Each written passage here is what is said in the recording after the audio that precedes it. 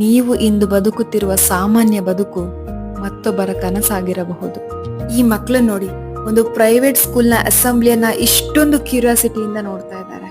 ಆ ಹುಡ್ಗನ್ ನಾನು ಪ್ರಶ್ನೆ ಮಾಡಿದೆ, ನೀ ಸ್ಕೂಲಿಗೆ ಹೋಗಲ್ವಾ ಅಂತ. ಅದಕ್ಕೆ ಅವನ ಉತ್ತರ ಏನಾಗಿತ್ತು ನೋಡಿ.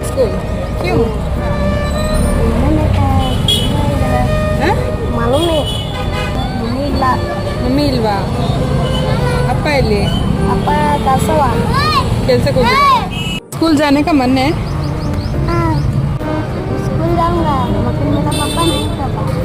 ಕೆಲಸ ಹುಡ್ಕೊಂಡು ಬೇರೆ ಬೇರೆ ಜಿಲ್ಲೆಯಿಂದ ಬೇರೆ ಬೇರೆ ರಾಜ್ಯದಿಂದ ಬರ್ತಾರೆ.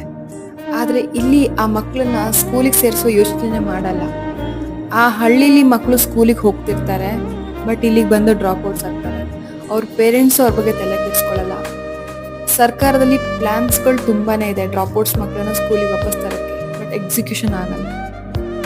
ಆ ಮಕ್ಳಿಗೆ ಕನಸು ಏನಾಗಬೇಕು?